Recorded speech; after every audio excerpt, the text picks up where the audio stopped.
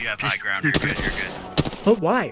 Why is high ground so important? As gamers, it's kind of naturally embedded in us that high ground is good. Not only that, but Respawn has used a height reference in every single map name. So here's some top reasons why you should be using height.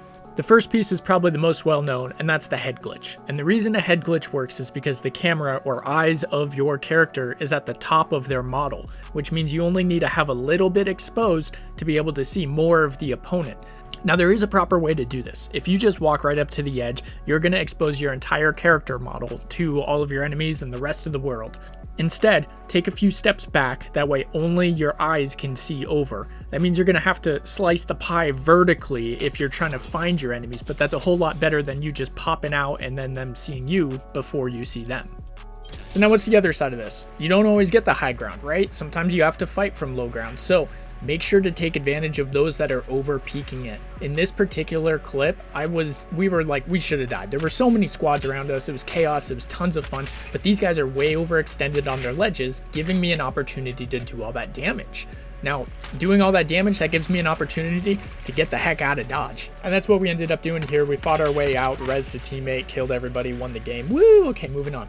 The second piece to having high ground is the speed of closure. And that's, if I push this person, how long is it going to take me to get from point A where I am to point B where my enemy is? Or even a spot that I'll be able to see them. So a little experiment here in the firing range, it's taken me 7 seconds to start from here and get to the top. Now I did this more than once and it was just about 7 seconds each time. Now in reverse, if you've got the high ground and you want to push this person and you drop down, it took me an average of 5 seconds. So just a little bit longer than a bat. Okay, so that last example had a huge height difference where you had to use a zip line to get there. But what about just from this corner over to that wall?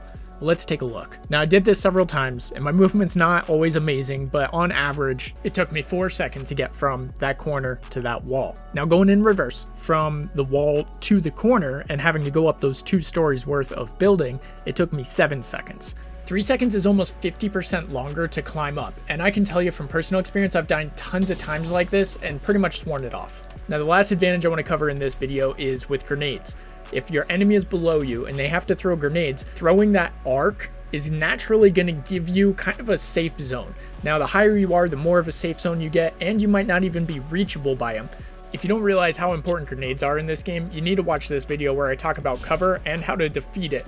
Otherwise, I'd appreciate a like if you did like the video, and I'll see you off drop.